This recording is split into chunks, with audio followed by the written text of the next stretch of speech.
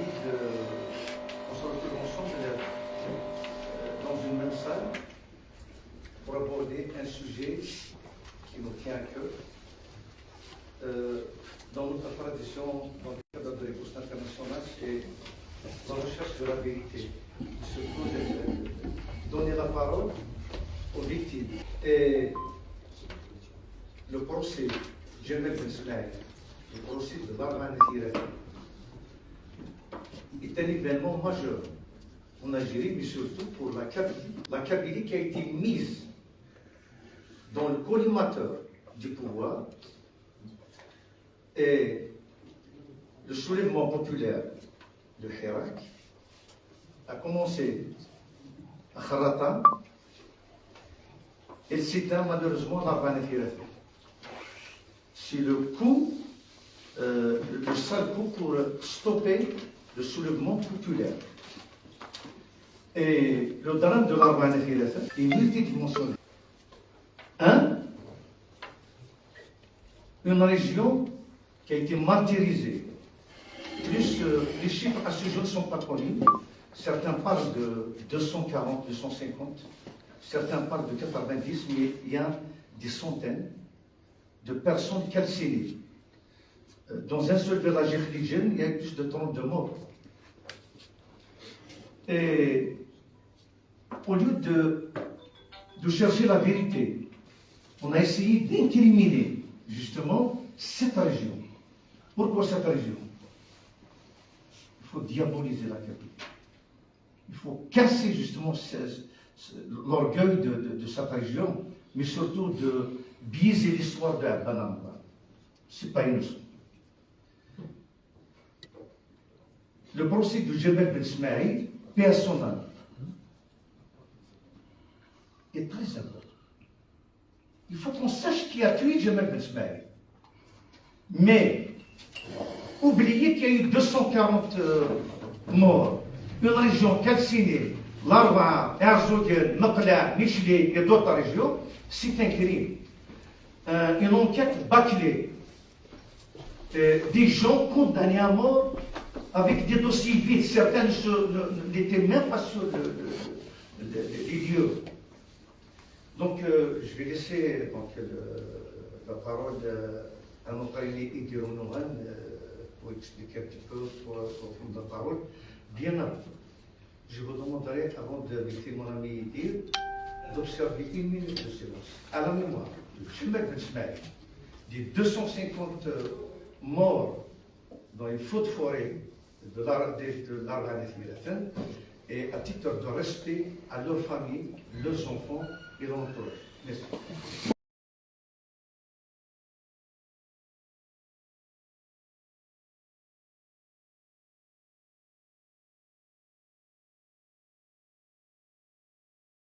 Merci. Merci. Mis sur l'assassinat du jeune Ismaël, Jamel Ben Smaïl, crime atroce et incontestable, a progressivement relégué au second plan les incendies meurtriers, leurs forces et leurs défaillances structurelles et les nombreuses victimes anonymes. Le pouvoir a opéré donc un déplacement narratif sur exclusivement, pratiquement, l'assassinat et le lynchage du jeune Jamel Ben Smaïl. La construction de ce récit binaire, c'est-à-dire derrière tout ça, se cachait quelque chose de plus pernicieux. C'est que c'est la barbarie contre versus, si vous voulez, État protecteur. Et c'est là, c'est une forme de stigmatisation des populations kabyles. L'instruction était perçue comme essentiellement à charge. Là, je n'en ferai pas dans le dossier judiciaire, ce sera justement aux avocats d'en parler. Et les peines capitales ont été prononcées dans un pays sous moratoire de fait. En effet, en Algérie, la peine capitale demeure prévue en droit. Toutefois, le pays observe un moratoire depuis l'attentat de l'aéroport d'Alger, où il y a eu quelques exécutions. Les dernières évolutions sont intervenues à la suite des procédés, notamment à l'attentat de l'aéroport d'Alger. Depuis, des condamnations à mort continuent d'être prononcées, mais aucune exécution n'a été menée. L'Algérie est classée abolitionniste en pratique par les grandes ONG internationales. La mémoire collective a été brutalisée lors de ces incendies. Il faudrait, à mon avis, ôter toute la manipulation du pouvoir pour l'appareil judiciaire. C'est distinguer la justice pénale légitime et l'instrumentalisation politique de celle-ci, parce qu'on ne peut restaurer la confiance que par la transparence institutionnelle. En effet, seul le primat du droit pourrait rétablir la confiance entre le peuple et ses institutions. Le tribunal, à mon sens et au sens de beaucoup de citoyens, doit être le lieu d'arbitrage de nos désaccords, de nos conflits, et non pas être le lieu de compromission. Il doit être aussi le lieu où le droit doit être dit solennellement. Le procès de la RNTLC ne constitue pas seulement une séquence judiciaire, il représente un moment de reconfiguration politique, où la sévérité du verdict, 38 condamnations à mort, a servi de mécanisme de stabilisation politique face à une crise bien évidemment révélatrice. Le procès Carval dépasse à lui seul ce que je pourrais appeler la question pénale. Il révèle une mécanique politique classique face à une catastrophe révélatrice de défaillance structurelle. Dans cette affaire-là, il fallait créer une contre-affaire, il fallait créer des contre-feux pour que le pouvoir, finalement, s'arroge le droit de sa déresponsabilisation. Il fallait créer un foyer par lequel on ne pourrait pas demander. C'est comme si vous vous rappelez pour la crise du Covid, donc beaucoup de nos concitoyens par dizaines décédés dans les hôpitaux, uniquement par manque d'oxygène et par manque d'appareils de saturation. Est-ce qu'il y a une commission d'enquête? Non. Est-ce qu'on a situé les responsabilités? Non. Ça participe à une plus grande échelle parce qu'il y a eu beaucoup de victimes. La focalisation, encore une fois, sur l'assassinat du jeune Ismaël, de ses légitimes pour l'indignation qu'il suscite, ne peut suffire à épuiser la vérité du drame. Ce qu'il a lieu de dire pour terminer, c'est que on ne peut pas traiter le problème du procès dit de la Banati-Laten sans la lecture politique de ce drame. Bien évidemment, les avocats connaissent le dossier et si nous restons uniquement sur le plan du droit sans remettre dans le jeu l'aspect politique, ce sera toujours inachevé, à mon sens. Je vous remercie. Bonjour, encore une fois, bienvenue aux présents pour vous inviter, mais aussi aux conférenciers qui vont nous accompagner pendant cette journée d'études, d'échanges et d'informations autour de la question de la peine capitale, mais aussi du procès dit de la Banati-Laten. Procès qui a défrayé les chroniques, effectivement, tant au niveau local, national en Algérie, mais au niveau international, déjà.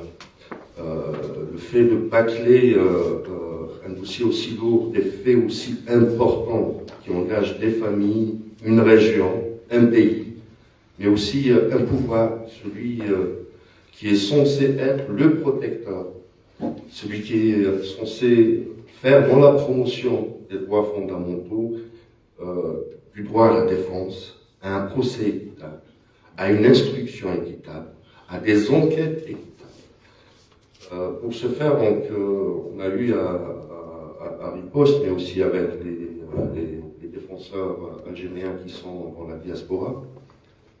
En Algérie, pour avoir ces débats sur la peine capitale, on n'arrive même pas à trouver 50 mètres carrés pour échanger sur la question de la peine capitale. Aujourd'hui, l'un des rôles qui incombe à la diaspora, c'est effectivement être le relais, les porte-voix de ces milliers, de ces millions d'Algériens qui n'ont plus la voix, pas pour revendiquer, mais moins pour échanger, discuter, se comprendre et apprendre à entreprendre. Et c'est notre rôle aujourd'hui, en tant que défenseur, activiste, mais aussi homme de culture, de lettres, d'avocat, d'initier ces débats. Pour ce faire, nous avons pensé à au premier panel.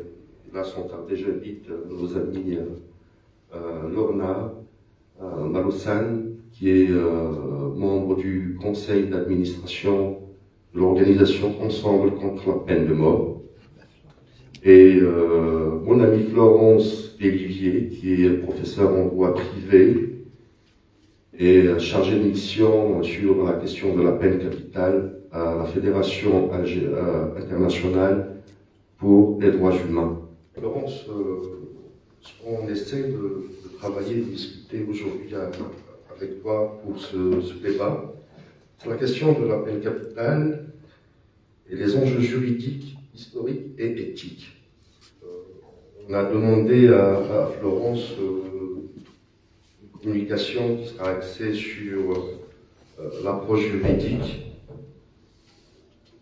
et comptabilité avec les droits fondamentaux, les conventions internationales, notamment celles des Nations Unies et les différents pactes internationaux que les pays ont ratifiés sur la question. Sur un deuxième acte, est-ce qu'il s'agit le fait de prononcer la peine capitale, de rendre justice ou de se venger des faits? Et en dernier lieu, la peine de mort, est-ce qu'elle dissuade réellement le crime et empêche ces crimes de se répéter? Et je te laisse la parole. Merci encore une fois. C'est moi qui te remercie. Bonjour à tous, bonjour à toutes. Je suis alors pas ravie d'être là parce que l'occasion n'est pas... D'accord, mais il se trouve que je suis contente d'être là parce que j'ai fait toutes mes études au lycée Turgot, juste à côté, où j'ai passé de bons moments dans ma vie. Donc c'est toujours un plaisir de revenir là où on a été heureux. Voilà. Alors, c'est pas à deux voix, mais enfin, on a quand même un tout petit peu là pris l'occasion d'échanger. Donc, comme il y avait des points qui se recoupaient avec ce que voulait traiter Lorna, de temps à autre, je lui donnerai la parole. Je voulais juste préciser deux choses. D'abord, j'interviens au titre de la FIDH, mais je suis trésorière de la Coalition mondiale contre la peine de mort. Je voulais que la coalition soit mentionnée. Et j'étais très intéressée par ce que tu disais sur le fait qu'aujourd'hui en Algérie, on ne peut pas trouver 50 mètres carrés pour parler de la peine de mort, parce qu'il y a 15 ans à peu près, j'avais été invitée par la FIDH pour parler de la peine de mort en Algérie, et donc là c'était encore possible. Donc on voit le durcissement, le rétrécissement de l'espace des militants est vraiment très nette. Donc ça c'est une preuve dont je voulais parler. Et une deuxième, mais qui était avant, c'est que j'avais été invitée pour faire des cours, alors là tout à fait hors FIDH, à Alger, dans une école de commerce. Hein. Et donc je faisais mes cours et puis à un moment donné, je ne sais pas pourquoi j'en suis venue à parler de la peine de mort, ça n'avait aucun rapport avec le cours, enfin, je ne sais pas pourquoi j'en suis venue à parler de la peine de mort. Et j'ai dit aux étudiants...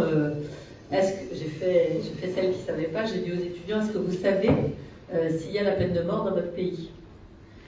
Et donc ils avaient 18 ans à peu près, et ils se sont regardés, ils ont commencé à parler entre eux, et ils ont dit non, je ne crois pas. Et c'était intéressant parce que ils avaient raison d'une certaine manière, parce qu'il y a un moratoire de fait, on va y revenir, depuis 1993.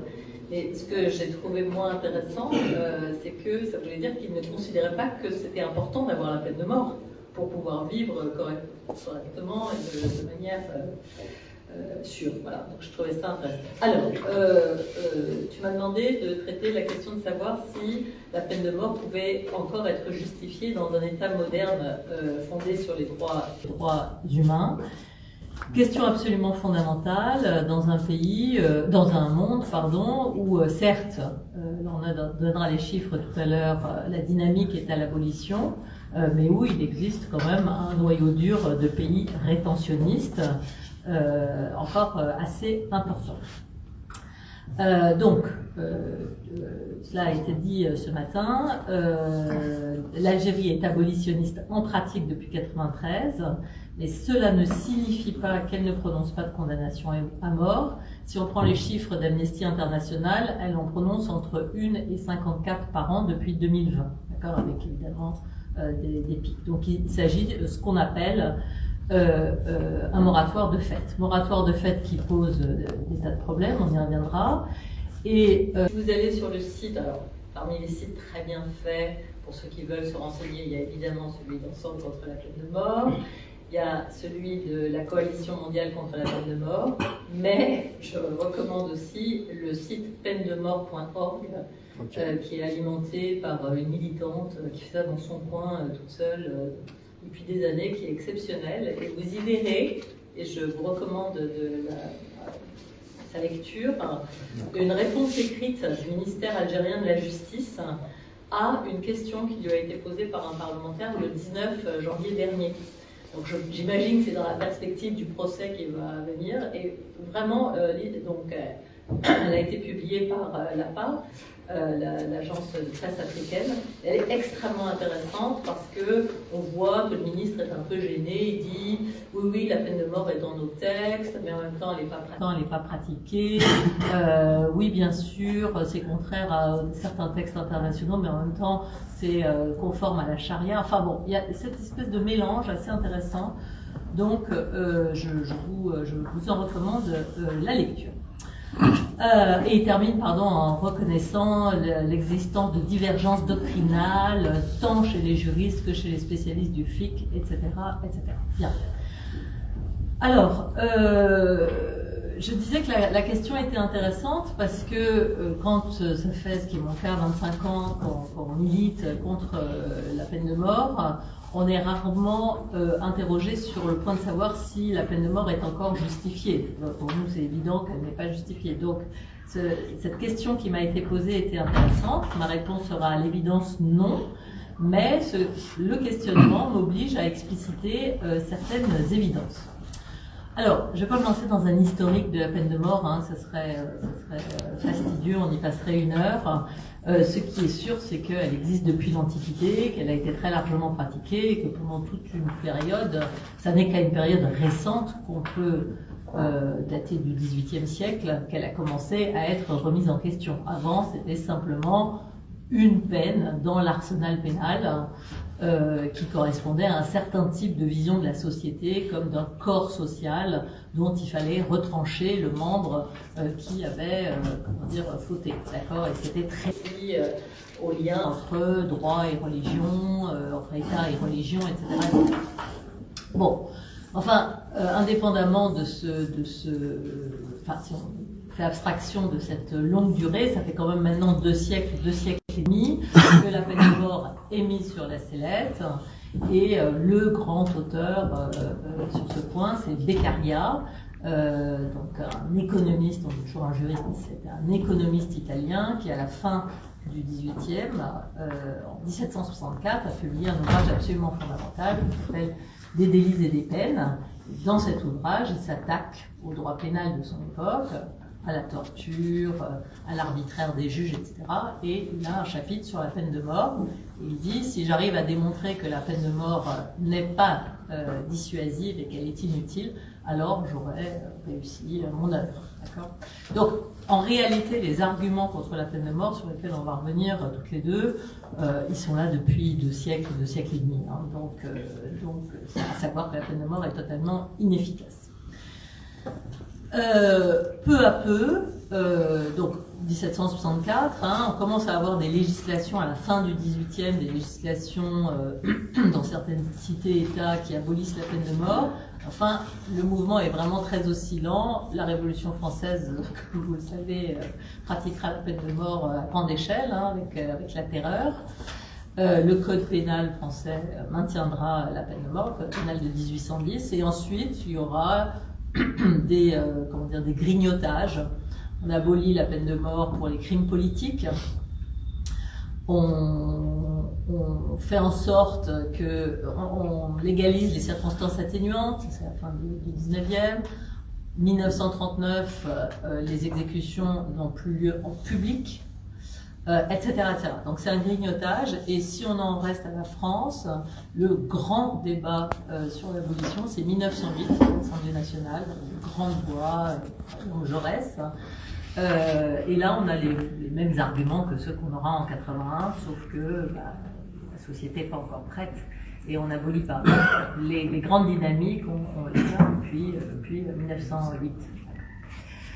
Très bien. Alors je vais peut-être insister sur l'approche juridique. Le grand problème de l'abolition de la peine de mort, le grand problème des abolitionnistes, c'est que la peine de mort n'est pas interdite en droit international. Voilà, c'est notre grand problème. C'est pas la même chose qu'avec la torture, par exemple. Et d'ailleurs, on y reviendra. Voilà, on n'a pas un texte qui interdit la peine de mort. Et pourquoi est-ce qu'on n'a pas un texte qui interdit la peine de mort? C'est parce que la peine de mort est toujours prise entre deux, entre le marteau et l'enclume, si je puis dire, enfin, entre deux mouvements. Soit on dit c'est une affaire de droit pénal, et si c'est une affaire de droit pénal, à ce moment-là, l'État, dans sa souveraineté, a le droit de prévoir dans son droit pénal la peine de mort, qui est une peine comme une autre, certes très grave, mais c'est une peine comme une autre. Soit on dit c'est une affaire qui relève du droit international des droits humains, et dans ce cas-là, en effet, la peine de mort, pour toute une série de raisons qu'on développera, est contraire au droit international des droits humains, et dans ce cas-là, cela limite la souveraineté des États. Mais on est toujours dans cette tension, et tant qu'on n'aura pas un texte international qui interdira la peine de mort, notre combat sera compliqué, même si il progresse. Alors, si on prend l'exemple de l'Algérie, que je ne connais pas, mais j'ai un peu travaillé pour cette intervention, l'Algérie a signé et ratifié la Convention internationale des droits de l'enfant, dont l'article 37 stipule que les États doivent veiller à ce qu'aucun mineur de moins de 18 ans ne soit torturé ou condamné à mort. Il est intéressant cet article 37 parce qu'il met sur le même plan la torture et la peine de mort. Enfin, c'est dans la même disposition. Donc, l'Algérie a bien signé et ratifié la CID, cette convention. L'Algérie a signé et ratifié le pacte international sur les droits civils et politiques de 1966, qui n'interdit pas la peine de mort, mais dont l'article 6 protège le droit à la vie, et l'article 6 restreint l'application de la possibilité de pratiquer la peine de mort aux crimes les plus graves. Donc, ça, c'est un texte auquel que l'Algérie a signé. Et ce texte doit être complété d'une observation générale sur l'article 6, qui vise aussi à vraiment restreindre le champ d'application de la peine. L'Algérie a ratifié le protocole facultatif qui reconnaît la compétence du Comité des droits de l'homme. En revanche, l'Algérie est partie à la Charte africaine des droits de l'homme qui stipule le droit à la vie, donc dans son article 4, charte que l'Algérie a ratifiée en 87. L'Algérie a voté en décembre 2024 pour la résolution qui est présentée tous les 2 ans devant les Nations Unies et qui vise à un moratoire universel. Et en décembre 2024, l'Algérie a fait partie des 130 pays qui ont voté en faveur de cette résolution, alors qui, certes, pour ceux d'entre vous qui ne sont pas juristes, n'est qu'une résolution, c'est-à-dire du droit qu'on appelle soft ou mou, d'accord? Mais enfin, c'est quand même moralement extraordinaire et politiquement extraordinairement important. En revanche, l'Algérie n'a pas rejoint les 92 pays qui ont ratifié le second protocole facultatif au pacte international sur les droits civils et politiques qui date de 89 et qui, lui, abolit la peine de mort en tout temps et quelles que soient les circonstances. Donc, et qui fait partie des grandes campagnes de la coalition mondiale, du CPM, etc., consiste à augmenter le nombre de pays, mais vous voyez, il n'y a que 92 pays qui ont ratifié ce protocole. Donc, je dirais que sur le papier, l'Algérie est plutôt bon élève, on va dire, mais je pense que vous êtes habitués à ce que sur le papier, l'Algérie soit bon élève, au sens où elle joue le jeu du droit international, sauf justement sur ce protocole. Mais il y a quand même une dynamique, alors dynamique qui rend d'autant plus flagrant le fossé entre les textes et la pratique. Hein, voilà. Alors sur le débat éthique et philosophique, on va se répondre. Peut-être que j'interviendrai sur le presse après. D'accord, ok, d'accord. Donc, les arguments qui sont traditionnellement avancés en faveur de la peine de mort. Alors, il y a des arguments traditionnels et puis des arguments qui sont plus nouveaux. Alors, l'argument traditionnel, c'est que cela relève de la souveraineté de l'État. Hein, donc, voilà, l'État est souverain, il est souverain pour élaborer son droit pénal. L'État a le monopole de punir. D'accord, c'est une de ses prérogatives, et donc le droit de punir implique la possibilité de la peine de mort. Le deuxième argument traditionnel, c'est l'argument dit holistique, comme je vous le disais, c'est-à-dire que la peine de mort consiste à retirer du corps social la partie malsaine. En termes plus techniques de juriste, la peine de mort a une fonction de prévention individuelle et générale. Individuelle, c'est cynique. Celui qui est exécuté ne va évidemment plus commettre de crime, d'accord. Générale, prévention générale, ça va donner un exemple à la société et on aura peur de commettre les mêmes crimes. C'est un argument que Beccaria a détruit depuis 2 siècles et demi, d'accord. Personne, quand il commet un crime, ne pense que dans le code pénal, il y a un article temps qui prévoit telle peine. C'est totalement absurde. Voilà. Donc, c'est un argument qui est toujours porté par les politiques qui sont en faveur de la peine de mort, mais qui n'a aucun sens. Et on y reviendra tout à l'heure. Il y a des exemples pratiques qui montrent que quand on abolit la peine de mort dans tel pays, la criminalité n'augmente pas. Le troisième argument consiste à dire que ah mais oui, mais si on abolit la peine de mort, alors, on l'a souvent vu, le CPM ça veut dire la même chose, et FIDH quand on a fait une mission, ah mais nous on veut bien abolir la peine de mort, mais par quelle peine est-ce qu'on va la remplacer, d'accord? Alors, il y a tout ce qu'il faut hein, dans l'arsenal, il y a l'emprisonnement à vie, il y a l'emprisonnement à vie avec période de sûreté, etc. Mais maintenant, ça c'est un argument plus nouveau qu'on entend, très dangereux, faire très attention à ça, c'est qu'on entend souvent que l'emprisonnement à vie, c'est une mort sociale et que c'est pire que la peine de mort. Donc ça, il faut faire attention, même chez certains militants, hein, on entend souvent cet argument. Et enfin, le dernier argument qui est souvent invoqué en faveur de la peine de mort, c'est la protection des victimes. Et je vais vous montrer que ce n'est pas un bon argument. Donc, comme vous pouvez l'imaginer, j'ai plus d'arguments contre la peine de mort que pour la peine de mort. Donc, je vais maintenant vous donner des arguments contre. La peine de mort, ça n'est pas la justice, c'est une vengeance. Et c'est une vengeance d'État. C'est ça qui est compliqué, d'accord?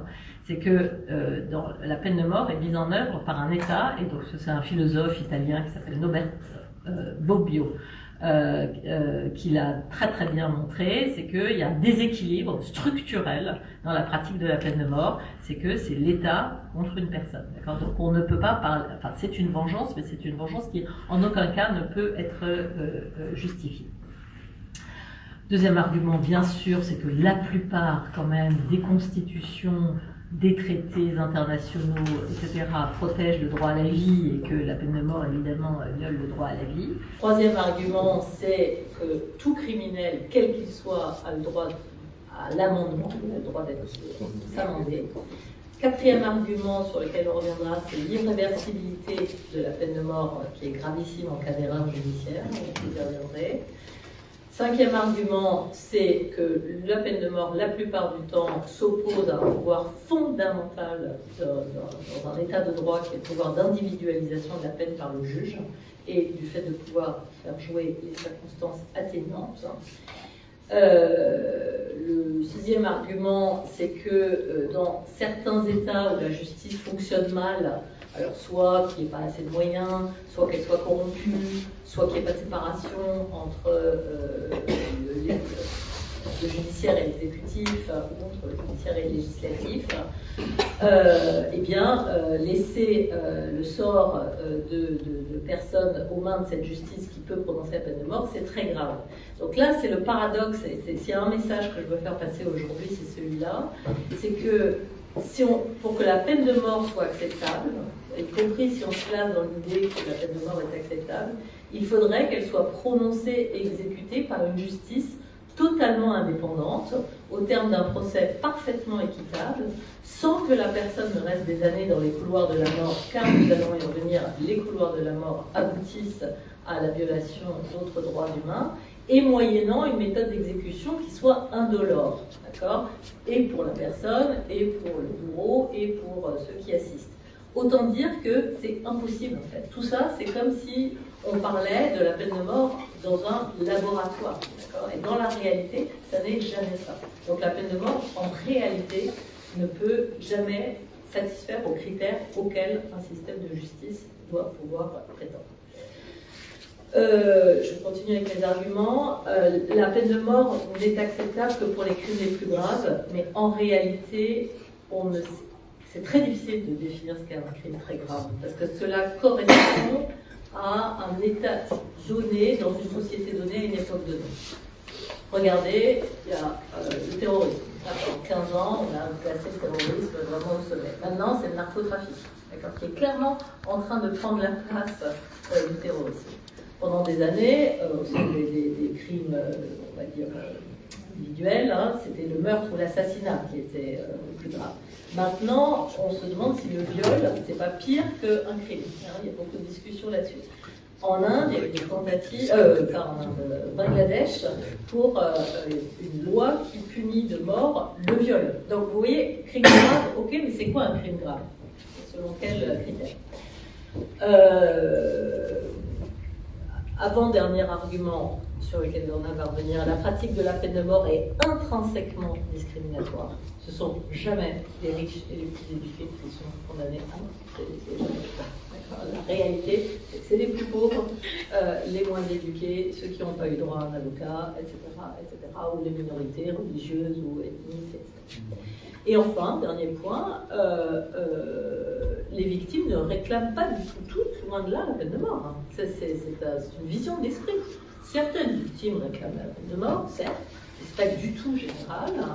Et en plus, les victimes ne sont pas au centre du droit pénal. Ça, c'est vraiment une erreur de perspective. Les victimes n'ont pas à réclamer une peine. Ça, c'est le rôle du procureur. Les victimes peuvent demander des dommages et intérêts, peuvent être réparés, mais n'ont pas à demander une peine. Ce n'est pas leur rôle dans le procédé. Je conclus.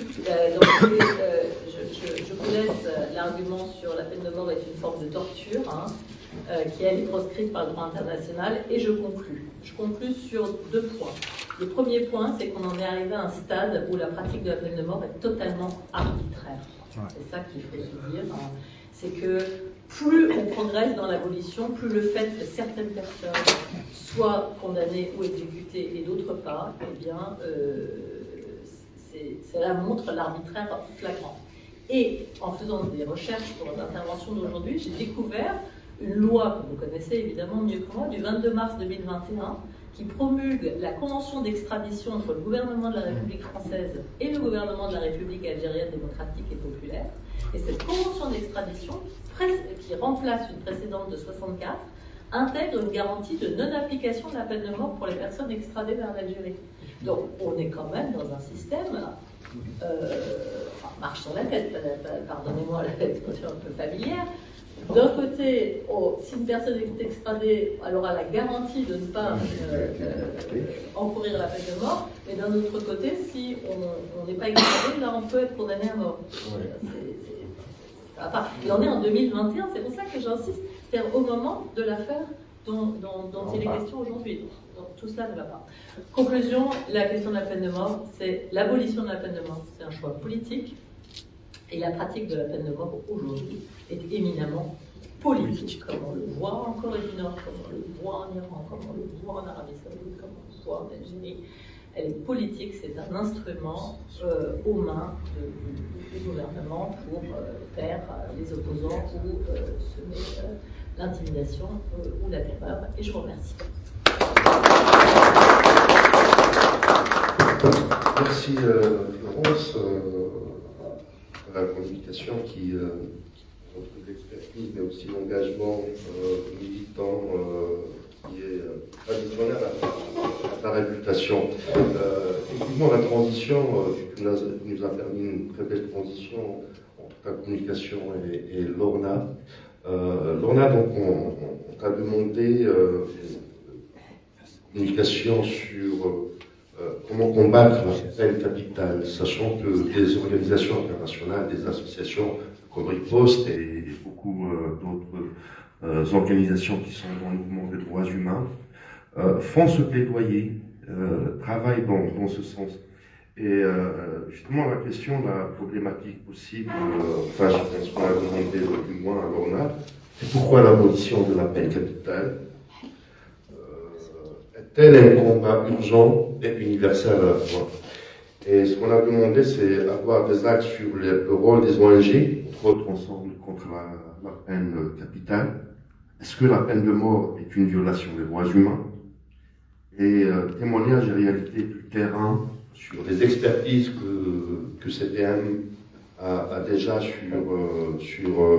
la table. Vous avez fait qu'on travaille sur les conditions de condamnation et les familles des victimes et des condamnés, parce que là, ça touche directement des familles, et quand ça touche des familles, ça touche toute la société.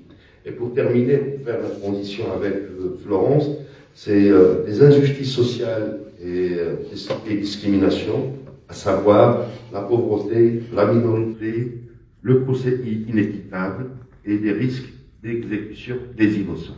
Merci Donna. Bonjour à toutes et tous.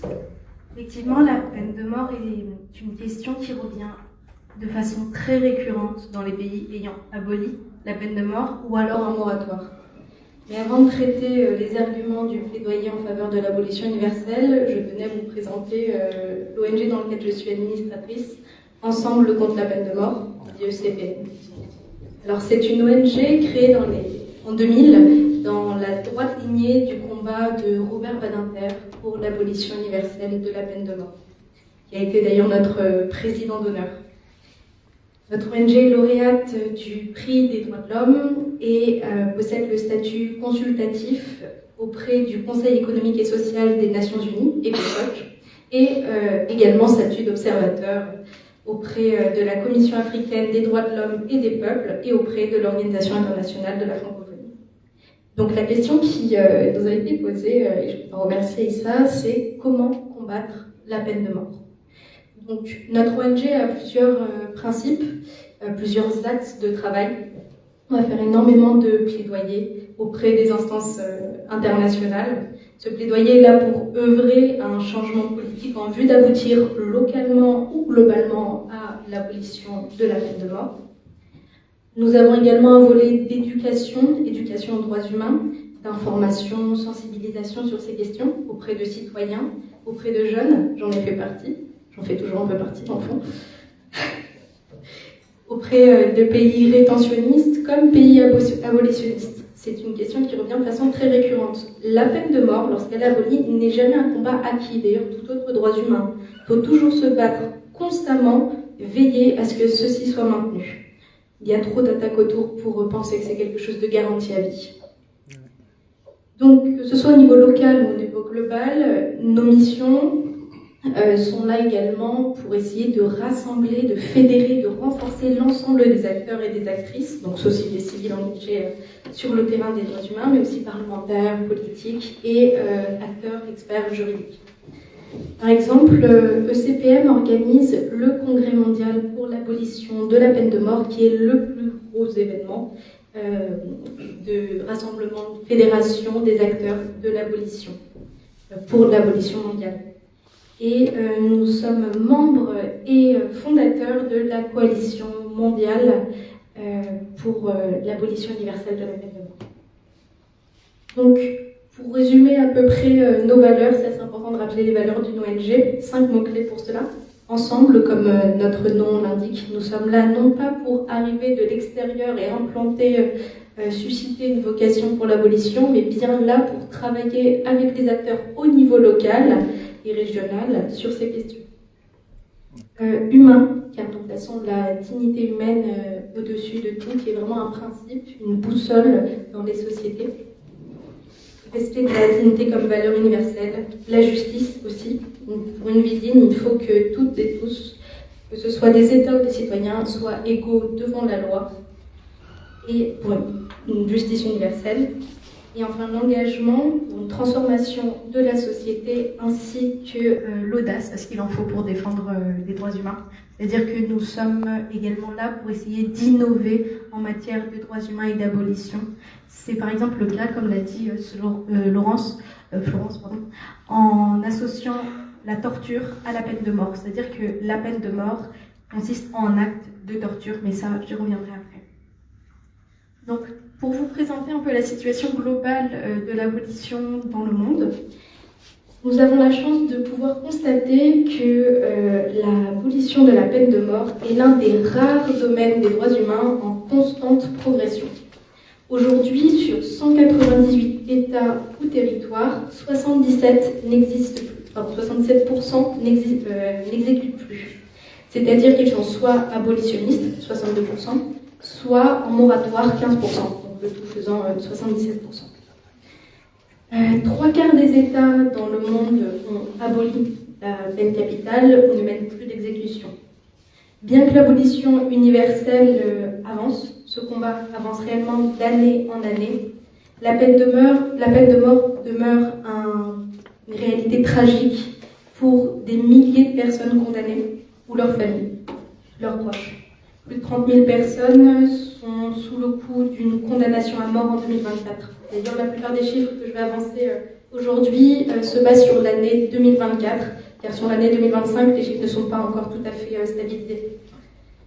Et chaque année, une quinzaine d'États persistent toutefois à procéder à des exécutions.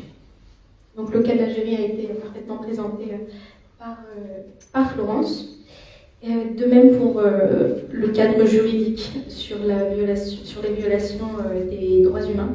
Donc ça va de la Déclaration universelle des droits de l'homme qui place donc tout individu a le droit à la vie, à la liberté, à la sûreté de sa personne, mais aussi le pacte international relatif aux droits civils et politiques, ou alors le deuxième protocole facultatif se portant au pacte international relatif aux droits civils et politiques, qui est donc le seul traité prévoyant l'abolition universelle de la peine de mort. La peine de mort est non dissuasive. Ça, c'est un premier argument très important. Je vais me référer aux mots de Robert Badinter, qui a été notre président d'honneur, sur son plaidoyer en faveur de l'abolition de la peine de mort en France. Comme vous le savez, Robert Badinter a été avocat, et donc la peine de mort, il l'a connue de très près. Lors de son plaidoyer en tant que garde des Sceaux, on lui a souvent reproché que la peine de mort pouvait avoir un effet dissuasif, et donc il fallait la maintenir pour cela. Il a cité le cas de Bontemps et Buffet, qui sont donc deux criminels qui étaient condamnés à mort. Lors de leur passage en sortant du tribunal, il y avait parmi la foule qui insultait ces deux criminels en disant « à mort Buffet, à mort Bontemps », il y avait Patrick Henry. Patrick Henry, si vous ne le savez pas, ça a été un très très grand criminel qui a été à l'origine d'une multitude de meurtres extrêmement sanglants. Et il faisait partie à l'époque de cette foule qui se rendait à mort. Et il a été lui-même, lorsque son procès a eu lieu, celui de Patrick Henry, condamné à mort. Et on voit bien qu'un des premiers défenseurs de la peine de mort qui se trouvait être Patrick Henry s'est retrouvé sous le coup de la peine de mort pour des crimes. Ça ne l'a pas dissuadé au moment de perpétrer ses crimes. Pourtant, il savait que la peine de mort existait et il était même pour. La peine de mort est inefficace pour lutter contre les crimes et ne rend pas la société plus sûre. Il n'existe pas de consensus scientifique prouvant que la peine de mort est plus dissuasive que d'autres sanctions pénales. Les facteurs socio-économiques et judiciaires jouent un rôle bien plus important dans la réduction des crimes. Je vais vous citer l'exemple de la Mongolie. Alors, la Mongolie a aboli la peine de mort en 2015. Et donc, pour les chiffres du taux alors c'était d'homicide, il me semble, de crimes en général, entre 2011 et 2021, donc sur une dizaine d'années, on voit que ce taux-là a baissé. Donc le taux d'homicide intentionnel pour 100 000 habitants passe de 10 en 2011, donc c'est une valeur, à 6 en 2021. Et entre deux, il y a eu l'abolition de la peine de mort. Donc la peine de mort n'a pas fait augmenter le crime, elle n'a pas forcément fait baisser, parce qu'on voit une baisse, mais ce n'est pas forcément dû à l'abolition de la peine de mort. En fait, on voit qu'il n'y a pas de lien entre les deux. C'est par ça. Je voulais démontrer aussi avec cet exemple. La plupart des criminologues, d'ailleurs, et universitaires, démontrent que les crimes les plus graves, donc là encore il y a une notion assez arbitraire, parce qu'on entend de crimes les plus graves, sont souvent commis sous le coup de l'émotion ou de l'impulsivité par des personnes qui ne pensent pas aux conséquences de leurs actes. Comme l'a très bien rappelé Florence, la vengeance n'est pas la justice.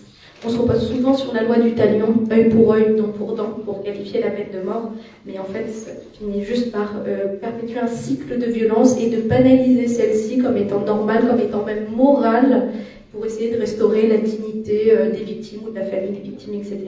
Or, ce n'est pas le cas. C'est une réaction émotionnelle, immédiate et individuelle. Sauf que le but de la justice, avec un grand J, c'est bien de faire ce pas de recul de l'aspect émotionnel qui est humain quelque part. C'est humain d'avoir cette option-là de vengeance, mais ce n'est pas le rôle de la justice que d'approuver cela et de le mettre en place. La justice est certes humaine, mais elle doit essayer de faire ce pas de recul pour éviter de valoriser les passions les plus extrêmes que nous connaissons en tant qu'être humain. La mort est irréversible. Ça peut paraître un argument assez banal, mais c'est simplement le cas. Lorsque l'on perpétue une exécution, on ne peut s'empêcher de penser aux erreurs judiciaires.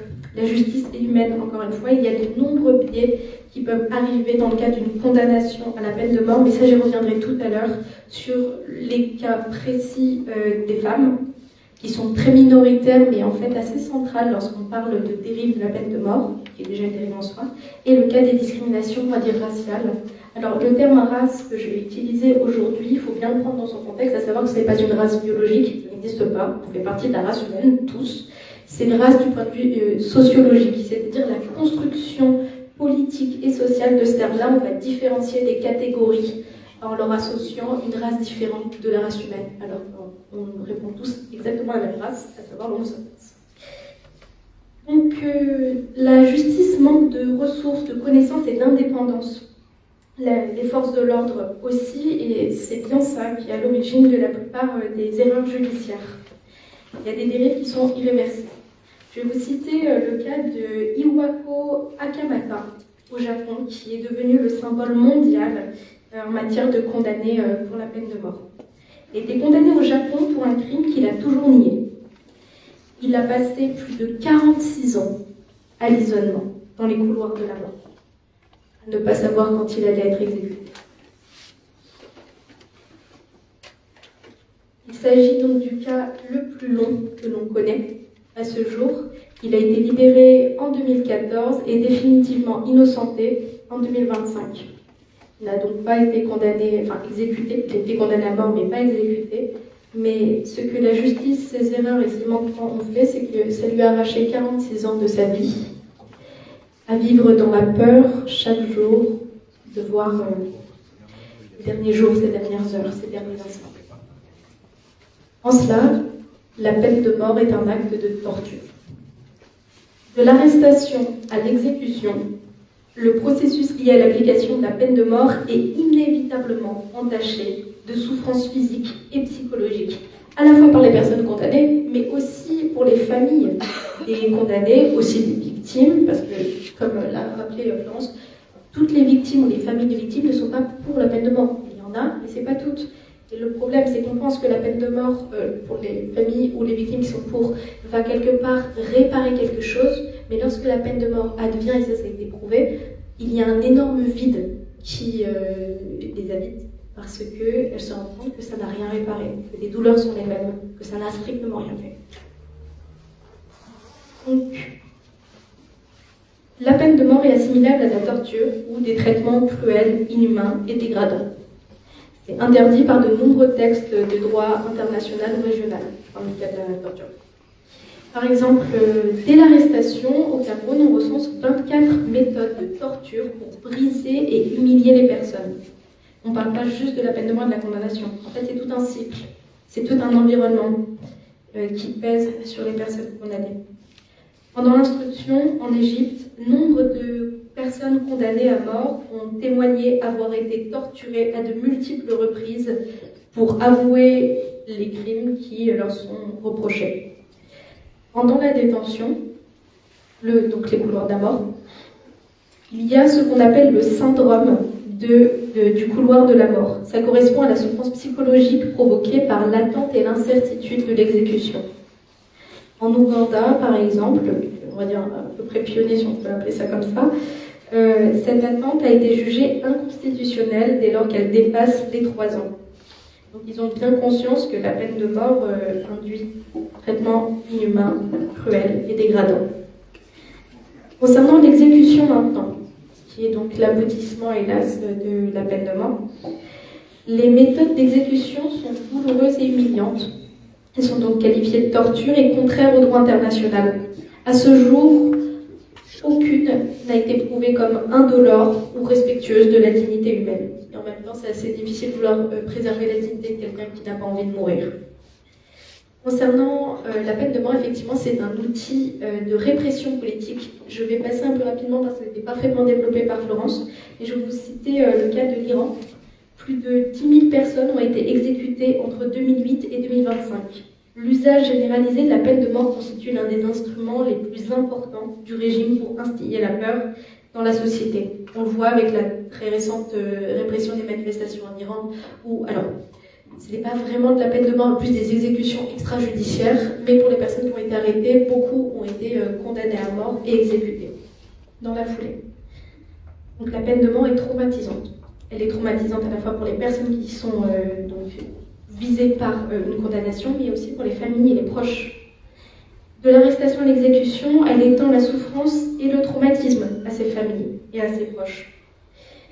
Un certain nombre d'acteurs, également comme les avocats, les jurés, les bourreaux, ou le personnel pénitentiaire peut être impacté psychologiquement par ce cas de la peine de mort. La peine de mort est un obstacle à la vérité. C'est sûr qu'une fois que la personne a été exécutée, il n'y a plus moyen de revenir sur les faits, d'essayer de comprendre.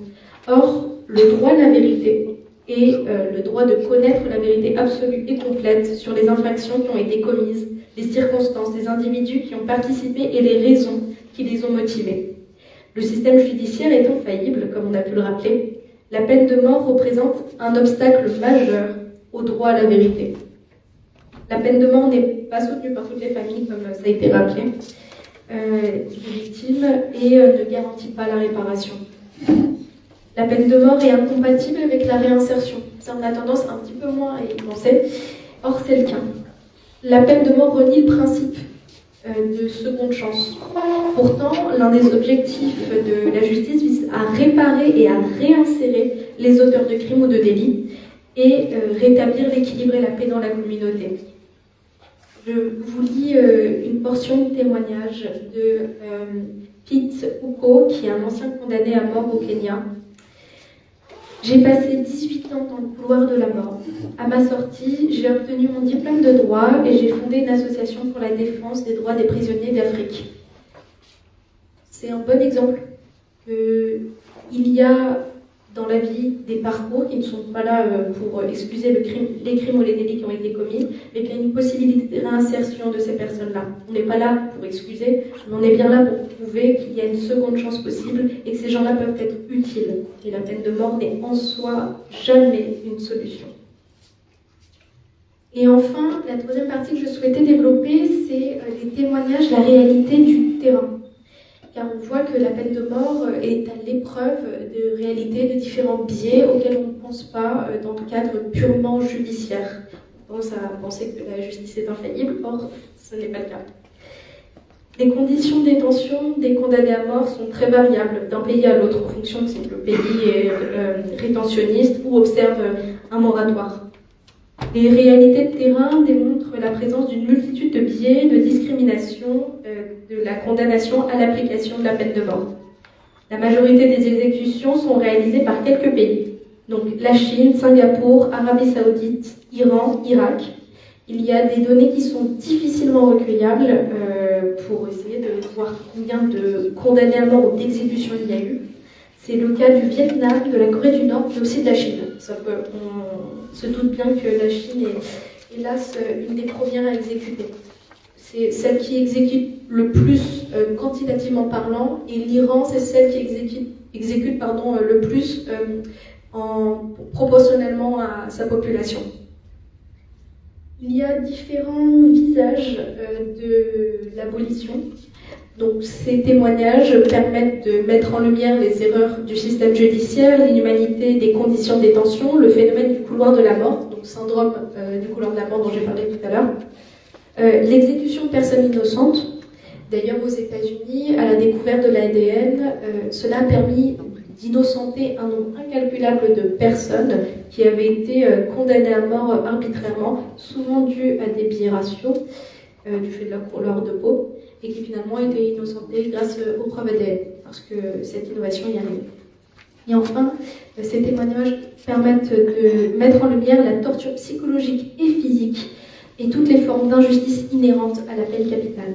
Mais il y a aussi d'autres acteurs que les condamnés directement, que ce soit les journalistes, les juges, les avocats, la société civile qui se mobilise, etc.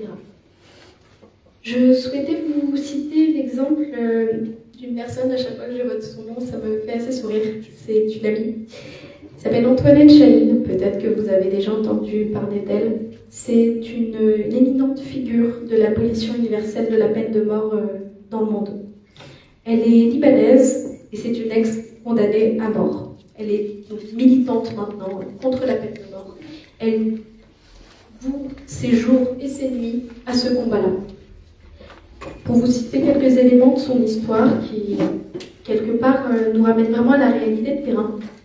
Antoinette Chahine a été accusée d'avoir participé au meurtre d'un prêtre en 1994 et a été arrêtée pour un crime dont son frère, qui était membre des forces libanaises, pourtant en exil au moment des faits, était accusé par l'État libanais. Donc elle est associée à un crime qu'aurait perpétré son frère qui n'était même pas présent au moment du crime. Bon, on voit qu'il y a de sérieux problèmes déjà dans la base. Elle a été condamnée à mort en 97, mais déjà arrêtée en 94. Elle n'était pas encore condamnée à mort. Elle a passé 3 ans dans des prisons où elle a subi de mauvais traitements. Mauvais traitements qui est une façon extrêmement douce de dire torture. Physique et psychologique. Par exemple, la priver de nourriture, la priver de lumière, ne serait-ce que d'accès à des éléments colorés, ce qui pousse les mécanismes psychologiques à basculer dans la folie lorsqu'on n'a pas de stimuli visuels en matière de couleurs ou de différents objets. L'esprit humain finit par briller et basculer dans la folie. Donc elle a été condamnée à mort en 97, elle était très jeune, elle avait une vingtaine d'années, sur le fondement de 2 témoignages obtenus sous la torture par les auteurs et qui ont ensuite retiré ces témoignages-là. Après avoir été torturée et emprisonnée pendant 5 ans, elle a été libérée en 1999 grâce à la mobilisation de la société civile internationale et de son avocat. Antoinette a participé à de nombreuses éditions du Congrès mondial contre la peine de mort dont je vous avais parlé tout à l'heure. Et d'ailleurs, je vous donnerai un petit mot dessus en conclusion, une invitation. Et elle milite maintenant pour l'abolition de la peine de mort, de la torture, et elle va à la rencontre d'étudiants, de jeunes, pour sensibiliser. La peine de mort est empreinte de discrimination. Ce sont des discriminations qui existent en droit et en pratique, c'est-à-dire qu'elles sont soit inscrites dans la loi, soit inhérentes aux procédures judiciaires. Dans de nombreux pays, la qualité de la défense et le verdict sont grandement impactés par la situation financière des personnes accusées. Comme le disait Florence, ce sont souvent des pauvres et des personnes issues de minorités. Donc, ces discriminations se basent sur le genre, l'orientation sexuelle. Par exemple, en 2024, l'homosexualité est passible de la peine de mort dans 12 pays. La race, donc au sens sociologique et non biologique, comme j'ai pu le dire tout à l'heure. La couleur de peau, donc il y a un lien entre les deux. La religion, l'appartenance à une minorité ethnique, alors celle du condamné ou des juges, ou des témoins et des avocats. Et par conséquent, les groupes marginalisés et vulnérables sont proportionnellement surreprésentés dans les couloirs de la mort. Et je vais terminer sur les quelques minutes qui me restent sur le cas des femmes, et avec un peu de chance pendant la discussion, je pourrais peut-être traiter des discriminations raciales. Alors, le cas des femmes, c'est moins de 5% des personnes condamnées à mort.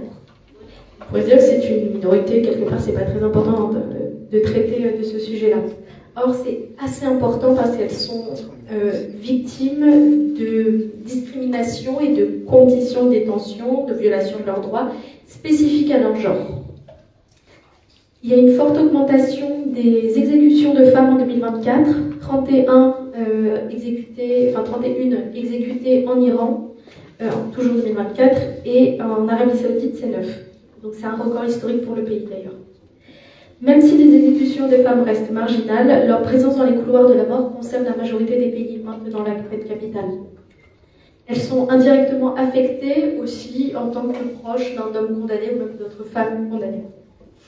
Ces discriminations dans la législation, dans la justice, sont dues à un manque de données précises aussi sur leur situation. Donc en Iran, il y a des témoignages de femmes, le témoignage d'une femme vaut la moitié de celui d'un homme.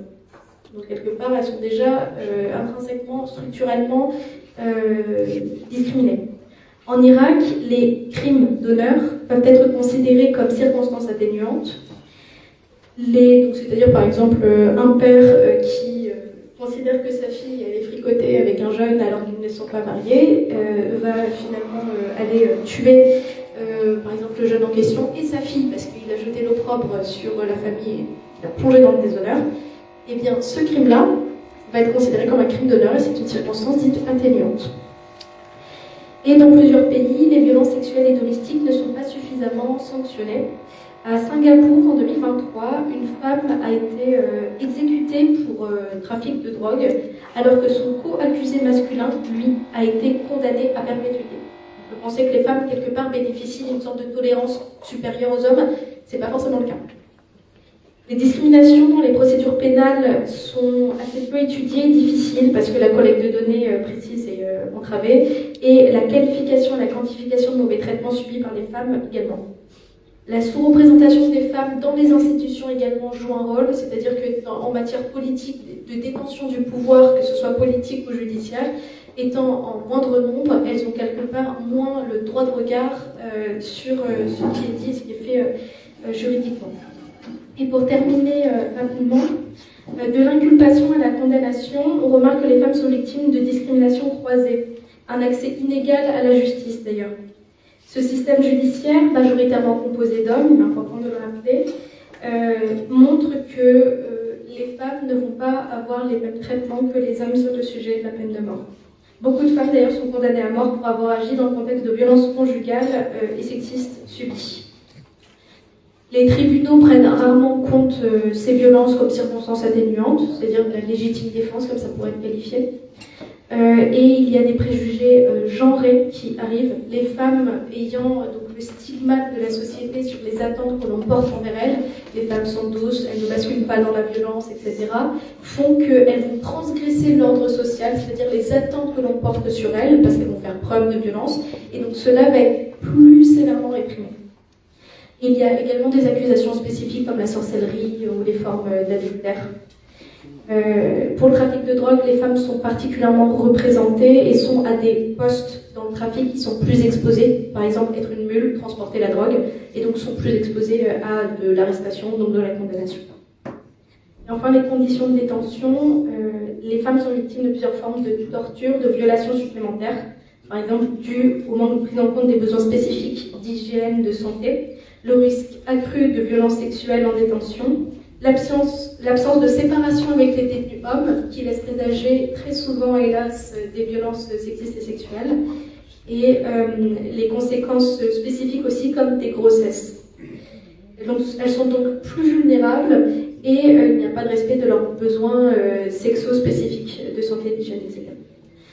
Sur les violences sexuelles, comme j'ai pu le traiter, il n'y a pas réellement de procédure de lutte contre les violences sexuelles dans le cadre de l'abolition de la peine de mort, et il n'y a pas d'effet préventif démontré, c'est-à-dire que lorsque les gens sont condamnés pour viol, pour agression sexuelle, etc., la peine de mort n'est pas dissuasive non plus, parce que c'est dû à d'autres causes bien plus profondes de l'ordre de domination qui pèse sur les femmes dans la plupart des sociétés, et ce n'est pas la peine de mort qui le règle. Donc ça ne supprime pas les obstacles structurels. Les femmes qui se mobilisent pour l'abolition, par exemple Antoinette Chaline, font face à du harcèlement, des insultes, arrestations et violences. Et pour terminer, peut-être que j'aurai le temps de traiter les discriminations raciales tout à l'heure. Je tenais à vous dire donc que le congrès mondial de l'abolition de la peine de mort aura lieu à Paris, ça change à chaque année, enfin tous les 3 ans, pardon. Il aura lieu à Paris cette année en 2026, du 30 juin au 2 juillet. Et il est ouvert, donc je vous invite fortement à aller sur le site de Ensemble contre la peine de mort, ecpm.org, pour vous y inscrire et y participer. Nous serons très heureux de vous y retrouver. Je vous remercie.